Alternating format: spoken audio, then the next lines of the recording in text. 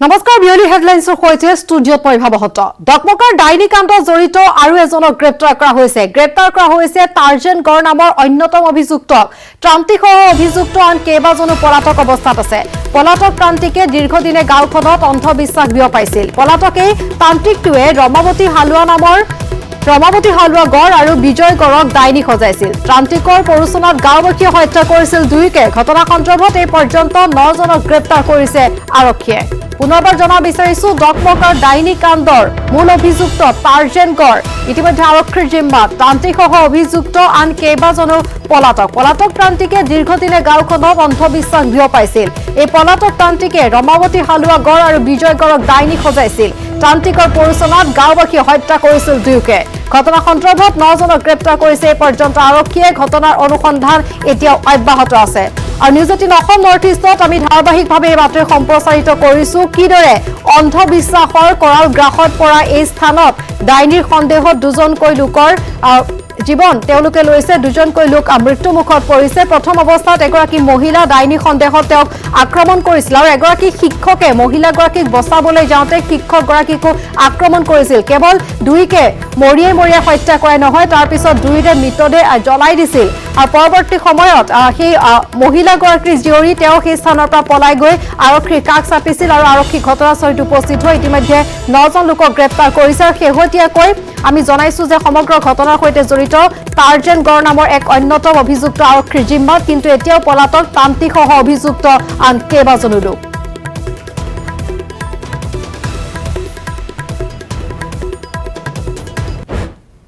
গহপুৰৰ হেলেমত এক নিশংস হত্যাকাণ্ড পাহন স্বামীৰ হাতত প্ৰাণ গল মহিলাৰ পত্নীক মৰিয়াই হত্যা কৰে গুণেশ্বৰ সতনামীয়ে পাৰিবাৰিক কন্দলৰ বাবে হত্যা কৰাৰ সন্দেহ মৃত মহিলাগৰাকীৰ নাম সবিতা সতনামী হেলেম থানাত আত্মসমৰ্পণ কৰিছে ঘাতক গুণেশ্বৰ সতনামীয়ে পুনৰবাৰ জনা বিচাৰিছো গহপুৰৰ হেলেমত সংঘটিত হৈছে নিশংস হত্যাকাণ্ড পাহন স্বামীৰ হাতত প্ৰাণ গল মহিলাৰ পত্নীক মৰিয়াই হত্যা কৰিছে গুণেশ্বৰ সতনামীয়ে পাৰিবাৰিক কন্দলৰ বাবে হত্যা কৰাৰ সন্দেহ মৃত মহিলাগৰাকীৰ নাম হৈছে সবিতা সতনামী হেলেম থানাত আত্মসমৰ্পণ কৰিছে ঘাতক গুণেশ্বৰ সতনামীয়ে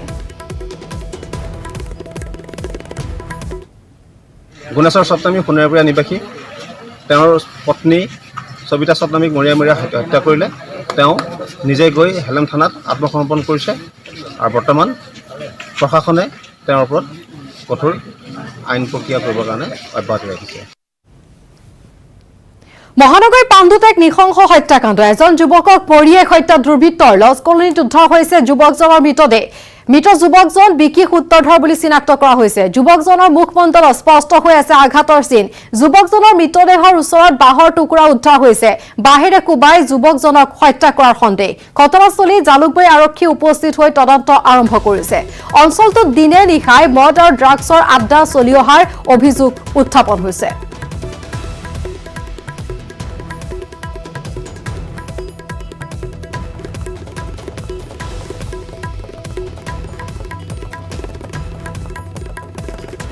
আৰু পাণ্ডুৰ স্থানত বিগত সময়ছোৱাত কিদৰে অবৈধ এই ড্ৰাগছৰ বেহা চলি আহিছে আৰু বহু অনৈতিক কাৰ্যকলাপ সংঘটিত হোৱাৰ অভিযোগ যেহেতু স্থানীয় লোকসকলে কৰি আহিছে আৰু এয়া প্ৰথম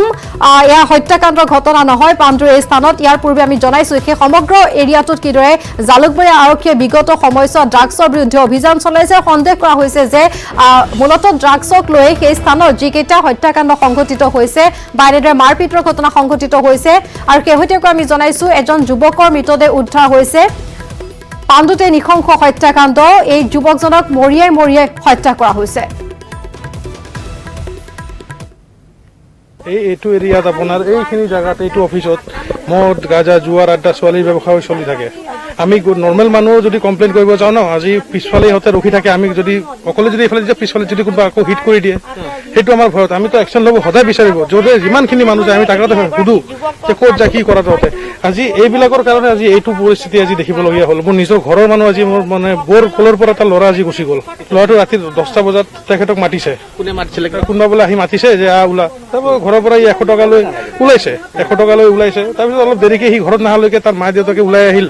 অলপ বিচাৰিলে ইফালে নাই ভাবিছে ল'ৰা হয় কাৰোবাৰ বন্ধুৰ ঘৰত ক'ৰবাত ক'ত যায় তেতিয়াতো আৰু ভাবা নাই যে ৰাতিপুৱা 6টা বজাত মই এইবিলাক খবৰ ঘৰত পাম ছাৰ ঘৰত ঘূৰি যোৱা নাছিলে আৰক্ষীক আমি যোগাযোগ কৰিছো কিন্তু কোনো কাম হোৱা নাই আগতে আমাৰ ইয়াতে আমি জালুকবাৰী হেৰি বিডিপি কমিটিৰ প্ৰেচিডেণ্টও মই আছিলো কিন্তু বহুত চেষ্টা কৰিছো আমি ঠিক কৰিব পৰা নাই ইয়াতে আপোনাক আৰু মই কি ক'ম ইয়াতে হয়তো ৰাতিপুৱা আহি পিনে চাব নদী দি পিনে মুখ চুখ ধুই আছে এইটো ৰাস্তা দি মানুহ যাব নোৱাৰে আৰু এনেকে বেয়া বেয়া ব্যৱহাৰ কৰি থাকে ক'ব নোৱাৰো ল'ৰাবিলাক বাহিৰত আমিতো সেইটো চিনি নাপাওঁ আৰু যিবিলাকক চিনি সেইবিলাকক ধৰি নাহি ঘৰত আহি দম দেয় সকলো মানুহ ইয়াৰ কাম কৰা মানুহ সিহঁতৰ ইমান হেৰি নাই মানে ঘৰৰ মানুহকো দম দিয়ে থাকে আহি ডিগবৈ চৰকাৰী নিৰ্দেশনাক অমান্য একাংশ ব্যক্তিগত বিদ্যালয়ৰ শিক্ষামন্ত্ৰীৰ নিৰ্দেশনাক কেৰেপ নকৰি শিক্ষাৰ্থীৰ পৰা বিদ্যালয় কৰ্তৃপক্ষই লৈছে সম্পূৰ্ণ বাছুল য'ত কৰোনা মহামাৰীৰ বাবে শিক্ষাৰ্থীৰ 25% বাছুল ৰেহাই দিয়াৰ নিৰ্দেশনা জাৰি কৰিছিল তাতে দেখা পোৱা গৈছে শিক্ষামন্ত্ৰীৰ নিৰ্দেশনাক বুঢ়া আঙুলি দেখুৱাইছে ডিগবৈ দিল্লী পাব্লিক স্কুলৰ অধ্যক্ষৰ বিৰুদ্ধে উত্থাপন হৈছে মৰ্মতালিৰ অভিযোগ আমি আহিছিলোঁ একচুৱেলি স্কুলৰ যিটো মানে কণ্ডিশ্যন এতিয়া ল'ৰা ছোৱালীবোৰক লৈ পেলাই স্কুল খোলা নাই আজি 6 মাহ ধৰি পেলাই এপ্ৰিলৰ পৰা ছেপ্টেম্বৰলৈকে স্কুল খোলাই নাই কেতিয়া খুলিব সেইটো চৰকাৰেও নাজানে স্কুলেও নাজানে আমিও নাজানো কিন্তু স্কুলে পইচাটো একেবাৰে মানে ৰেগুলাৰলি বিচাৰি আছোঁ আৰু আমি দি গৈ আছোঁ ইন দ্য মিন টাইম যিটো ষ্টেট গভৰ্ণমেণ্ট আৰু হাইকোৰ্টৰ ফালৰ পৰা যিটো 25% মানে কনচেশ্যন কৰাৰ যিটো অৰ্ডাৰ আহিছিলে মোৰ স্কুলে মানিছেও ইমপ্লিমেণ্টো কৰিছে কিন্তু ইয়াৰ আমি ফিজ দিছোঁ ছেকেণ্ড ইনষ্টলমেণ্টটো দিলোঁ এতিয়া থাৰ্ড ইনষ্টলমেণ্ট বিচাৰিছে সেইটোতো কিন্তু সেই কনচেশ্যনটোৰ কোনো কথা মেনশ্যন নাই কলেজ মেনেজমেণ্টে নাই মনা সেইকাৰণে আমি কিছুমান পেৰেণ্টছ আহিছিলোঁ আজি প্ৰিন্সিপালৰ লগত লগ কৰিবলৈ সেইটো বিষয়ে পাতিবলৈ তেখেতে আমাক এনেই এটা আশা দিছে যে মেনেজমেণ্টৰ কথা পাতিম বুলি পেলাই কিন্তু দেৰিয়ে কৰিছে ইমান দিনে পাতি সেইটো ক্লিয়াৰ হৈ যাব লাগিছিলে 2-4 মাহ হৈ গ'ল जो 25 कंसेशन का बात कर रहे हैं आप वो मैनेजमेंट के साथ हमने डिस्कस किया है जैसे ही मैनेजमेंट इसके ऊपर कोई डिसीजन लेगी वो फीस लास्ट क्वार्टर में हम उसको एडजस्ट करेंगे सर वो 5 महीने से डिसीजन नहीं हो रहा है क्या मई महीने से आप लोग डिसीजन नहीं ले पा रहे हैं क्या চিপাঝাৰ ডুমনি চকীত যৌন নিৰ্যাতনৰ অপচেষ্টা এগৰাকী শিক্ষয়িত্ৰীক যৌন নিৰ্যাতনৰ চেষ্টা বিদ্যালয়ৰ স্বত্বাধিকাৰী ৰাহুল আমিন ওৰফে ৰাহুল শইকীয়াৰ বিৰুদ্ধে নিৰ্যাতনৰ অভিযোগ ৰাহুল আমিন হলি মেৰী ইণ্টাৰনেশ্যনেলৰ স্বত্বাধিকাৰী এই ঘটনাক লৈ অঞ্চলটোৰ সৃষ্টি হৈছে তীব্ৰ চাঞ্চল্যৰ পুনৰবাৰ জনা বিচাৰিছো চিপাঝাৰৰ ডুমনি চকীত যৌন নিৰ্যাতনৰ অপচেষ্টা এগৰাকী শিক্ষয়িত্ৰীক যৌন নিৰ্যাতনৰ চেষ্টা বিদ্যালয়ৰ স্বত্বাধিকাৰী ৰাহুল আমিন ওৰফে ৰাহুল শইকীয়াৰ বিৰুদ্ধে নিৰ্যাতনৰ অভিযোগ ৰাহুল আমিন হৈছে হলি মেৰী ইণ্টাৰনেশ্যনেল স্কুলৰ স্বত্বাধিকাৰী এই ঘটনাক লৈ অঞ্চলটোত তীব্ৰ চাঞ্চল্যৰ সৃষ্টি হৈছে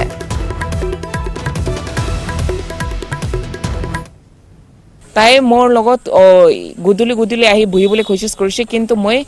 একচুৱেলি তাৰ কি ইণ্টেনশ্যন লৈ আহিছে মই বুজিছে কিন্তু মই একো কোৱা নাই আৰু মেছেজ কেইটাও তাই ইমান ডাৰ্টি লিখি পঠাইছে মইতো মোৰ ভাই দাদা কেইটাকে চব ফৰৱাৰ্ড কৰি দিছে হা ৰাহুল আমি বহুত মানে মাহ দৰমহা 6 মাহ 5 মাহ দৰমহা পোৱা নাই অনলাইনৰ পোৱা নাই তাৰ আগৰ মাহত পোৱা নাই দৰমহা খুজিলে একো নাপায় আজি দিম কালি দিম বুলি মিছা কথা কৈ প্ৰলোভন দি থাকে তাৰপিছত পৰহিনে এটা মেছেজ দিছিলে যে আপুনি স্কুলত আহক দৰমহাটো আপোনাক দি দিম আপুনি চিন্তা কৰিব নালাগে গ'ল এইটো তাৰপিছত মই যোৱাকালি স্কুলত গ'লোঁ স্কুলত যাতে মোৰ 2:20 2:15 স্কুলত গ'লোঁ মোৰ লগৰ ল'ৰা এজন আছিলে তেওঁ গ'ল আমি ক'লোঁ যে আমি দুজনে একেলগে কথা পাতিম কৈছে নহয় এজনকৈ পাতিব তেওঁকো দৰ্জা বন্ধ কৰি তেওঁকো কিবা কিবি ক'লে তাৰপিছত মই গ'লোঁ মই কৰাৰ লগে দৰ্জাখন বন্ধ কৰি তেতিয়া প্ৰিন্সিপাল তাত আছিল আৰু এজন শকত ল'ৰা আছিল সম্ভৱ তেওঁ ড্ৰাইভাৰ হয় মোক ক'লে প্ৰথমতে ক'লে মোবাইলটো দি দিয়া মই কৈছোঁ মোবাইল কিয় দিম তাৰপিছত মোবাইলটো মোৰ পৰা কাঢ়ি ল'লে স্কুলৰ পৰা কাঢ়ি লৈ পেলাই কি কৰিলে মোবাইলটো ল'লে মই কৈছোঁ মোবাইলটো আপুনি ছুইচ অফ কৰি দিয়ক বোলে নহয় মোৰ কথা তাৰপিছত মোক ক'লে কি আপুনি মোৰ স্কুলত এৰিছে মোৰ স্কুলৰ বদনাম কৰি আছে মই কৈছোঁ কি বদনাম কৰিলোঁ বোলে ষ্টুডেণ্টবিলাকক মই কৈছোঁ নাই কোৱা কোনো কথা নাই তাৰপিছত ক'লে মই আপোনাক মাৰ্ডাৰ কৰি দিম হিন্দীতে কৈছে মই আপকো মাৰ্ডাৰ কৰি দুংগা মই কৈছোঁ কিয় তাৰপিছত মোক কৈছে আপকা লাষ্ট হোপ কিয়া হে কি ইচ্ছা আছে মৰাৰ আগতে মই ভয় খাই গ'লোঁ ভয় খাই দৌৰিব চেষ্টা কৰিলোঁ দৌৰতে পিছফালৰ পৰা মোক ধৰি পেলাই পিছফালৰ পৰা ধৰি ঢকিয়াইছে অলপ মূৰত দুখ পাইছে এইফালে কালি পাইছিলোঁ ক'ত চুলিত শুকাই গ'ল আচ্ছা হ'ল তাৰপিছত মই যোৱাৰ আগতে হাতখন মোক পকাই দিছে হাতখন পকাই দিছে মই যাব পৰা নাই মই একদম পূৰা এনেকুৱা হৈ গ'লোঁ আগফালে যাব গৈছোঁ তাৰ জেকেট ছিঙি পেলাই ফালি জেকেটটো পৰি থাকিলে তাতে চাৰ্টটো আধা ফালি গুটাম এইটো চব ৰাহুল আমিনে কৰিছে তেওঁ ক'লে তাৰপিছত মই গোচৰ দিছোঁ তাতে প্ৰিন্সিপাল বহি আছে তেওঁ আকৌ নামাতিলে তাৰপিছত মই দৰ্জা খুলি কিবা কৰি লকটো খুলি চিঞৰি বাহিৰত মাৰ্ডাৰ কৰি বুলি কয় বাহিৰত মই গেটৰ বাহিৰত যোৱা বাকী মানুহখিনিক ক'লোঁ আৰু মই চিপাঝাৰ পুলিচ ষ্টেচনৰ এই ক্ষেত্ৰত মই এটা গোচৰ দিছোঁ অসম প্ৰদেশ যুৱ কংগ্ৰেছৰ উদ্যোগত প্ৰতিবাদ এছআই কেলেংকাৰী চিবিআই তদন্তৰ দাবীত প্ৰতিবাদ লগতে মুখ্যমন্ত্ৰী সোণোৱালৰ পদত্যাগ দাবী মানৱেন্দ্ৰ শৰ্মা কমপ্লেক্সত এই প্ৰতিবাদী কাৰ্যসূচী পুনৰবাৰ জনা বিচাৰিছো অসম প্ৰদেশ যুৱ কংগ্ৰেছৰ উদ্যোগত প্ৰতিবাদী কাৰ্যসূচী এছআই কেলেংকাৰী চিবিআই তদন্তৰ দাবীত প্ৰতিবাদ লগতে মুখ্যমন্ত্ৰী সোণোৱালৰ পদত্যাগৰ দাবী মানৱেন্দ্ৰ শৰ্মা কমপ্লেক্সত এই প্ৰতিবাদী কাৰ্যসূচী গ্ৰহণ কৰা হৈছে BJP go back. Go back, go back. BJP go back. Go back, go back.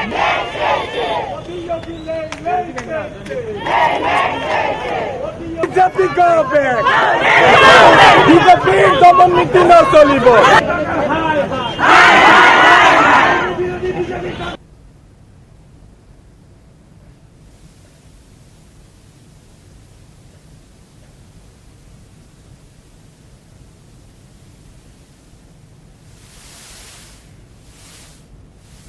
Gandhi! Priyanka Gandhi! BJP go back! Go back, go back! BJP go back! Go back, go back!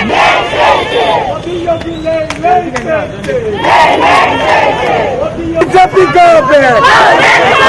BJP double meeting no solibo.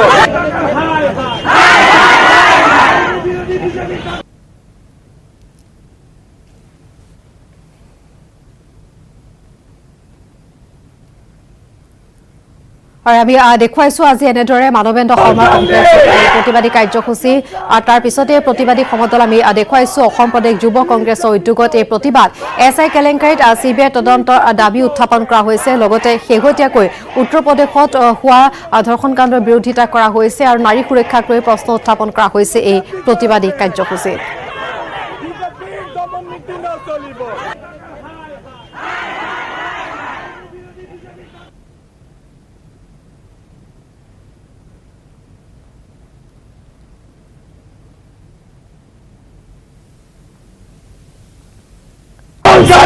Assam প্ৰদেশ যুৱ কংগ্ৰেছৰ উদ্যোগত এই প্ৰতিবাদী কাৰ্যসূচী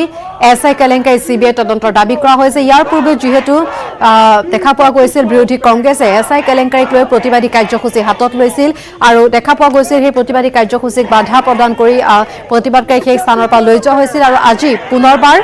অসম প্ৰদেশ যুৱ কংগ্ৰেছৰ উদ্যোগত হাতত লোৱা হৈছে এই প্ৰতিবাদী কাৰ্যসূচী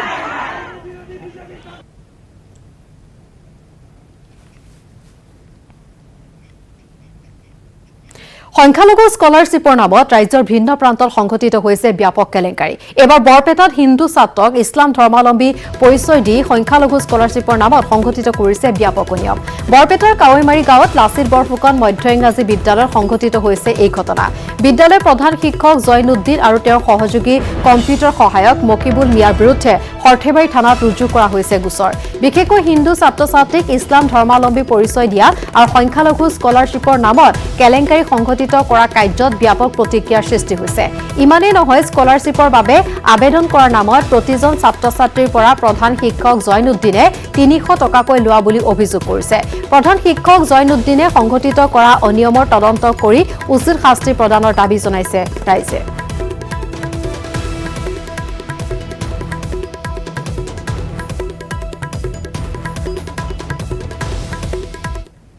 স্কুলখনৰ নাম হ'ল Lachit Borphukan M E school প্ৰধান শিক্ষকজনৰ নাম হ'ল জৈনুদ্দিন আৰু কম্পিউটাৰ এছিষ্টেণ্টজনৰ নাম হ'ল মকিবুল মিয়া এই যিটো মাইনৰিটি স্কলাৰশ্বিপ হয় NSPৰ পৰা দিয়া হৈছিল চৰকাৰৰ পৰা সেইটো মানে মাইনৰিটি স্কলাৰশ্বিপখিনি সিহঁতে মানে ষড়যন্ত্ৰ বা চক্ৰতামূলকভাৱে আমাৰ হিন্দু মানুহৰ নামখিনি সোমায় মানে হিন্দু মানুহৰ গাৰ্জেনবিলাক নাজানে অলৰেডি গাৰ্জেনক অৱগত নকৰাকৈ মানে এই কম্পিউটাৰ এছিষ্টেণ্টজন আৰু এই প্ৰধান শিক্ষকজনে মানে 400-500কৈ পইচা লৈ অনলাইন কৰি আছিল মাষ্টৰে কোৱা মতে 10,700 টকা এজাহাৰ দিছোঁ সৰ্থেবাৰী থানাত এতিয়া যিহেতু কথাটো ধৰ্মলৈ হৈছে চৰকাৰক মানে বা অসমবাসী ৰাইজক অনুৰোধ জনাম মই যাতে এইটো বস্তুৰ উচিত তদন্ত কৰি তেখেতসকলক মানে ভাল এটা শাস্তি দিয়ে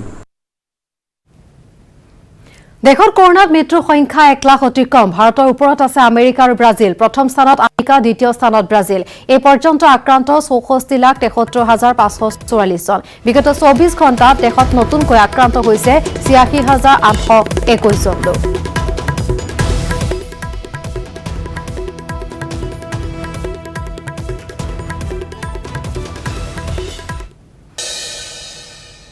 উদ্দেশ্য বিৰতিৰ পাছত লখিমপুৰ জিলা কাৰাগাৰৰ পৰা কৈদীৰ পলায়ন জিলা কাৰাগাৰৰ পৰা পলাল 4 দুৰ্ধৰ্ষ অপৰাধী ধৰ্ষণ গাড়ী চুৰি কাণ্ডত অভিযুক্ত আছিল 4 কৈদী কাৰাগাৰৰ দেৱাল বগাই কৈদী কেইটাৰ পলায়ন পলাতক কৈদী কেইটা প্ৰণৱ পেগু ৰাহুল দৈমাৰী লোকনাথ পেগু আৰু পাপু দাস পলাতক 4 কৈদীক বিচাৰি আৰক্ষীৰ অভিযান অব্যাহত আছে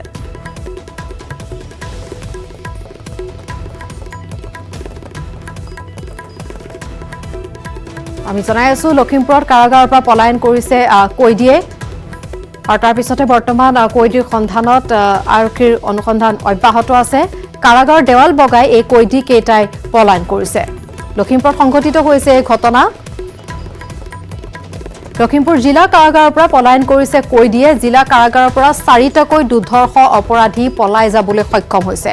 ধৰ্ষণ গাড়ী চুৰি কাণ্ডত অভিযুক্ত আছিল এই 4 কৈদী কাৰাগাৰৰ দেৱাল বগাই কৈদী কেইটাই পলায়ন কৰিছে পলাতক কৈদী কেইটা প্ৰণৱ পেগু ৰাহুল দৈমাৰী লোকনাথ পেগু আৰু পাপু দাস পলাতক 4 কৈদীক বিচাৰি আৰক্ষী অভিযান অব্যাহত ৰাখিছে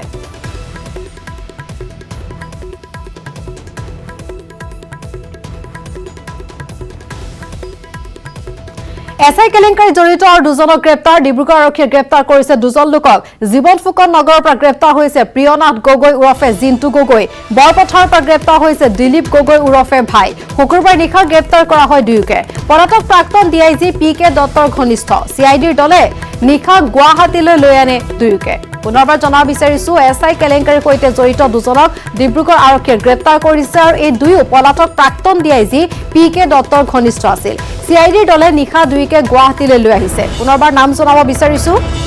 জীৱন ফুকন নগৰৰ পৰা গ্ৰেপ্তাৰ কৰিছে প্ৰিয়নাথ গগৈ উৰফে জিন্তু গগৈ বৰপথাৰৰ পৰা গ্ৰেপ্তাৰ কৰিছে দিলীপ গগৈ উৰফে ভাই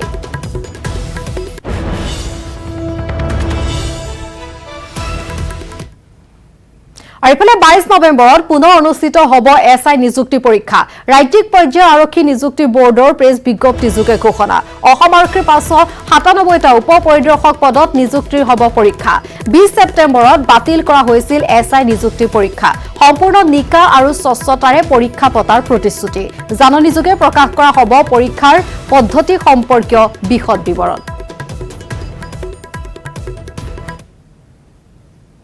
এছআইত নিযুক্তি কেলেংকাৰী হ'ল আমি কৈছোঁ যে কেলেংকাৰী হোৱাৰ আগতেই পৰীক্ষাটো বাতিল কৰা হ'ল আৰু এতিয়া কোনো ধৰণৰ কেলেংকাৰী নোহোৱাকৈ 30 নৱেম্বৰৰ ভিতৰত সুন্দৰ কৰি এছআই পৰীক্ষা অনুষ্ঠিত হ'ব যুদ্ধগতিত চলিছে এছআই নিযুক্তি কেলেংকাৰীৰ তদন্ত শুকুৰবাৰ নিশা হাতীগাঁৱৰ নটবমাত চলিল অভিযান সাবিৰ আহমেদ নামৰ এগৰাকী প্ৰাৰ্থীৰ ঘৰত অভিযান এছআই চাকৰি নামত যুৱকজনে ধন দিয়াৰ সন্দেহ জুৰিপথৰ 17 নম্বৰ বাসগৃহত চলিল চিআইডিৰ অভিযান চিআইডিৰ অভিযানৰ সময়ত ঘৰত নাছিল যুৱকজন অৰেন্দ্ৰ ৰাজ্যৰ বিভিন্ন প্ৰান্তত এছআই নিযুক্তি কেলেংকাৰীৰ সৈতে জড়িত লোকৰ সন্ধানত অভিযান অব্যাহত আছে কিন্তু এতিয়াও মুকলি আকাশৰ তলত মূল অভিযুক্ত প্ৰাক্তন ডিআইজি পি.কে. দত্ত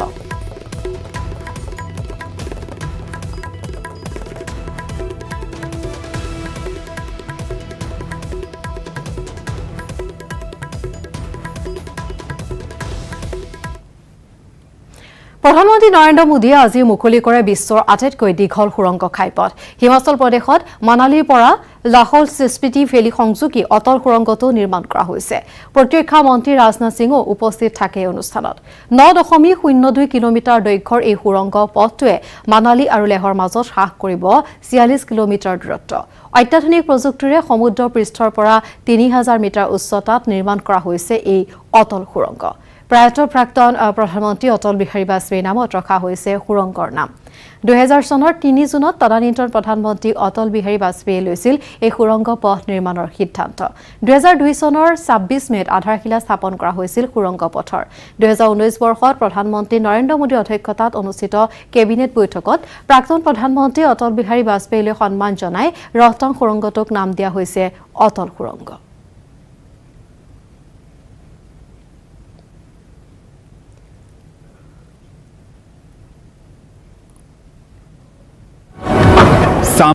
मेरा बहुत बड़ा सौभाग्य है कि आज मुझे अटल टनल के लोकार्पण का अवसर मिला है। हिमाचल प्रदेश का ये बड़ा क्षेत्र और लेह लद्दाख देश के बाकी हिस्सों से हमेशा जुड़े रहेंगे। प्रगति पथ पर तेजी से आगे बढ़ेंगे। इस टनल से मनाली और केलोंग के बीच इसकी दूरी 3-4 घंटे कम हो ही जाएगी। ताकत देने वाली है। ये विश्व स्तरीय बॉर्डर कनेक्टिविटी का जीता जागता प्रमाण है। हिमालय का ये हिस्सा हो, पश्चिम भारत में रेगिस्तान का विस्तार हो, या फिर दक्षिण और पूर्वी भारत का तटीय इलाका, ये देश की सुरक्षा और समृद्धि दोनों के बहुत बड़े संसाधन है। मैं करीब 2 साल पहले अटल जी के जन्मदिन के अवसर पर असम में था। वहां पर भारत के सबसे लंबे रेल रोड बीच बोगीबील पुल को देश को समर्पित करने का अवसर मुझे मिला था। ये पुल आज नॉर्थ ईस्ट और अरुणाचल प्रदेश से कनेक्टिविटी का बहुत बड़ा माध्यम है। बोगीबील ब्रिज पर भी अटल जी की सरकार के समय ही काम शुरू हुआ था, लेकिन उनकी सरकार जाने के बाद फिर इस पुल का काम सुस्त हो गया। साल 2014 के बाद ही इस काम ने भी गति पकड़ी और 4 साल के भीतर भीतर इस पुल का काम पूरा कर लिया गया। পৰৱৰ্তী খবৰ ৰাজ্যত পুনৰ কৰোনাত আক্ৰান্ত হৈ মৃত্যু হৈছে 10জন লোকৰ। কৰোনাত মৃত্যু হৈছে শিৱসাগৰৰ বাবু ডেকা, কল্পনা দত্ত, চেনিৰাম গগৈ, চিদানন্দ দাস, লখিমপুৰৰ মৃণাল কুমাৰ বৰ্মন, ফৰিদা বেগম, কামৰূপৰ আলী হুছেইন, লিয়াকত আলী, গোৱালপাৰাৰ দীনেশ দাস আৰু ডিব্ৰুগড়ৰ ৰতন কুমাৰ দাস। ৰাজ্যত কৰোনাত মৃত্যু হোৱা লোকৰ সংখ্যা বৃদ্ধি পালে 721 জনলৈ।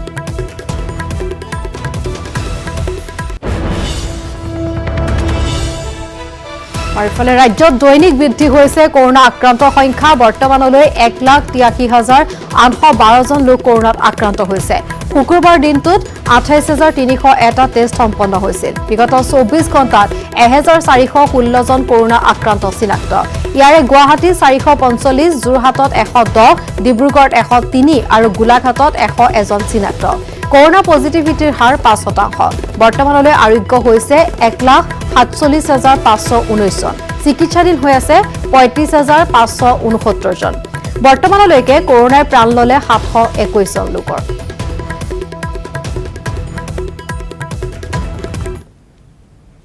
আৰু বিয়লি হেডলাইন্সত পুনৰ সময় খন্তেক বিৰতি।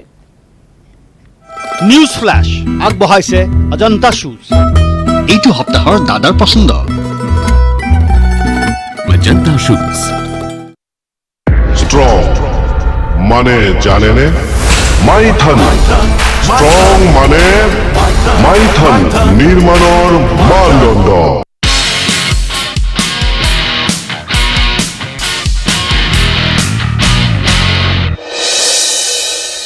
নিউজ হেডলাইন আগবঢ়াইছে বেড সোফা আয়ুৰ্বেদিক চূৰণ।